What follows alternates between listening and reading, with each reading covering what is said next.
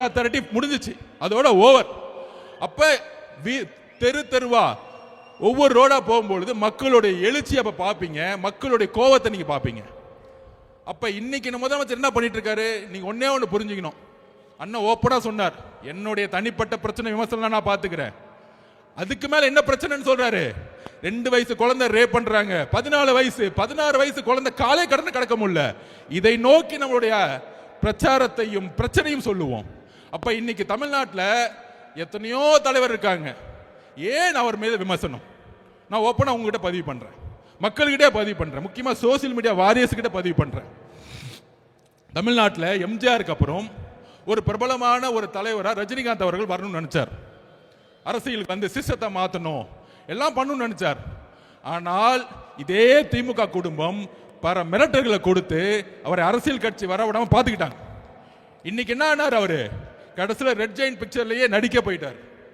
அவர் மேல விமர்சனம் கிடையாது, அந்த வலிமை, மன வலிமை நம்ம தலைவர்கிட்ட இருக்கு. நான் பதிவு பண்றேன், நீ என்ன வேணா பண்ணுங்க, என் மக்களை கொன்ன, வீட்டை விட்டு வெளியே வந்துட்டேன், என்ன தனிப்பட்ட முறையில் விமர்சனம் பண்ற, அதுக்கெல்லாம் நான் பதில் கொடுக்கல. நீ பதில் கொடுத்துட்டு என்ன திட்டிட்டே இருக்கும் பொழுது மகளிர் தினத்தன்னைக்கு 12 ப்ராமிஸ் கொடுத்து என்னுடைய பெண்களுக்கு என்ன பண்ணணும்னு சொன்னவர் எங்க தலைவர். வீட்டில் உட்காரல பயந்துட்டு. அப்ப எதை நோக்கி நம்ம தலைவர் போறார்? தமிழ்நாட்டில் ஒரு மாற்றம் உருவாகணும். மாற்றம் உருவாகணும் சொன்ன தலைவர்லாம் என்ன ஆனாங்க? நான் ஒவ்வொன்றா சொல்றேன். மதிமுக தலைவர் வைகோ அவர்கள் கட்சி ஆரம்பிக்கும் போது திமுகவுடைய பல பிரச்சனைகள் சொல்லி ஏற்றினார். இன்னைக்கு 4 சீட்டு, அதுலயும் 3 சீட்டு உதயசூரியனா, 1 சீட்டு அவங்களோட சொந்த சிம்பிளா. இது என்ன கூட்டணி நமக்கு ஒன்றும் புரியவே இல்லை. இன்னைக்கு அண்ணன் திருமா அண்ணன் திமுக கடுமையா 2014 பிரச்சாரம் பண்ணார், அவராலையும் முடியல. கடைசியில் அங்க கூட்டணி. இது மாதிரி எல்லா தலைவர்களும் இன்க்ளூடிங் அண்ணன் கமலஹாசன் அண்ணன் கட்சி ஆரம்பிச்சு டிவி எல்லாம் உடைச்சாரு, ஆனால் அவராலையும் முடியல. நம்ம அவரை நம்ம சிறுமைப்படுத்தல, திருப்பியும் திமுக சேர்ந்து ரெட் ஜெயின் படத்துல நடிக்க ஆரம்பிச்சார். அப்ப எல்லாரும் ஓபிஎஸ் அண்ணன் முதலமைச்சரா இருந்தவர், அம்மா கூட விசுவாசி முதலமைச்சரா இருந்தவர், 3 தட்டி முதலமைச்சரா இருந்தார். இன்னைக்கு ஸ்டாலின் சர்வே செஞ்சுட்டார். அப்ப அவங்களுடைய பணபலத்தை பாருங்க, எல்லாரையும் விலை கொடுத்து வாங்கலாம், எல்லாரையும் மிரட்டலாம். ஆனால் தமிழகத்தில் மிரட்ட முடியாத, விலை கொடுத்து வாங்க முடியாத அன்காம்ப்ரமைஸ் தலைவர் ஒருத்தர்னா எங்களுடைய தலைவர் விஜய் அவர்கள் மட்டும்தான். உடனே கூட்டணி பத்தி 2 நாளா பேசிட்டு இருக்காங்க. அப்படி ஆயிடுமா, அப்படி ஆயிடுமா, இப்படி ஆயிடுமான்னு. 234 தொகுதியிலும் காவல்துறை எனக்கு வேண்டுகோள் கொடுக்கிறேன், நான் பேசுறதை நிப்பாட்டாதீங்க. முதலமைச்சர் ஸ்டாலின் அவர்கள் சொல்லிடுங்க, நான் ஒரு 10 நிமிஷத்துல முடிச்சிருவேன்னு.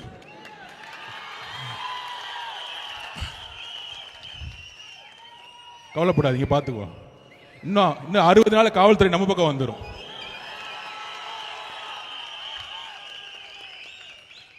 ஸோ காவல்துறை கிட்ட ஒத்துழைப்பு கொடுத்துருவோம், இல்லைன்னா பாவம் மாவட்ட செயலாளர் மேலே எஃப்ஐஆர் போட்டுருவாங்க. கவலைப்படாதீங்க, 60 நாள் எஃப்ஐஆர் திருப்பி டெலீட் பண்ணிடலாம் நம்ம கவர்மெண்ட் வந்த உடனே, அதை பற்றி கவலைப்படாதீங்க. ஸோ 22 கட்சி கூட்டணி, கொள்கை கூட்டணி சொன்னவங்க இன்னைக்கு 2 வயசு குழந்தை, 14 வயசு குழந்தை, 16 வயசு குழந்தையோட ரேப்பை பத்தி பேசுறதுக்கு வாய் வர மாட்டேங்குது. ஏன்னா ஸ்டாலின் சார் கோச்சுக்குவார். இன்னைக்கு அங்க திருப்பியும் சொல்றோம், மக்களிடம் உண்மையை பேசக்கூடிய ஒரே தலைவர் நம்மளுடைய தலைவர் மட்டும்தான். இந்த கூட்டணின்னு சொல்லிட்டு இருக்காங்க, கொஞ்ச நாளைக்கு அங்க போயிட்டான்னு சொல்லுவாங்க, கொஞ்ச நாளைக்கு டெல்லி பக்கம் போயிட்டான்னு. நாங்க நேர்காணல் நடத்தி 234 தொகுதிக்கு கேண்டிடேட் அண்ணன் ரெடி பண்ணிட்டு இருக்காரு. தெளிவா இருக்க குறிக்கோள், நிறைய குழப்பங்கள் வேணாம். நாம உறுதியாக சொல்றோம், ஒரு மக்கள் ஆட்சியை மக்களே உருவாக்குவார்கள் 2026 கண்டிப்பாக சரி செய்யும். அதோட இன்னொரு கோரிக்கை, கேஸ் பிரச்சனை பயங்கரமா கடுமையா போயிட்டு இருக்கு. பெட்ரோல் பங்க்ல பெட்ரோல் இல்ல, டீசல் இல்ல. மாநில அரசு ஒரு எமர்ஜென்சி கமிட்டியை உடனே அப்பாயின்மெண்ட் பண்ணி மத்திய அரசோட ஒன்றிய அரசோட பேசி மக்களுக்கு உண்மையான தகவல் சொல்லணும். இன்னும் 15 நாள்ல கேஸ் கிடைக்காது, இன்னும் 10 நாள்ல பெட்ரோல் கிடைக்காது, டீசல் கிடைக்காதுன்னு சொல்லணும். சொன்னாதான் அடுத்த கட்டத்தில் குடும்பத்தில் இருக்கவங்க அடுத்த என்னன்னு செய்யணும். ஒண்ணுமே சொல்லாம சும்மா எங்கேயாச்சும் டூர் போய்கிட்டு நாங்க ரோட்ல நிக்கக்கூடிய அவல நிலையை திமுக அரசு உருவாக்காதீங்கன்னு சொல்லி, தயவு செய்து இன்னும் ஒரு வாரம் தான் மாண்புமிகு முதலமைச்சர் அவர்களே, தூக்கத்திலிருந்து வெளியே வாங்க. உங்க ஆட்சியை நாங்க வெளியே அனுப்புறதுக்கு நாங்க எல்லாம் ரெடி ஆயிட்டோம். நன்றி, வணக்கம்.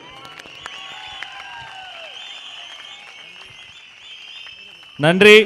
தமிழக வெற்றி கழகத்தினுடைய நீங்கள் ஆவலோடு எதிர்பார்த்து காத்திருந்த அன்பு அண்ணன் பொதுச் செயலாளர் என் ஆனந்த் அவர்களினுடைய கண்டன போராட்ட உரை.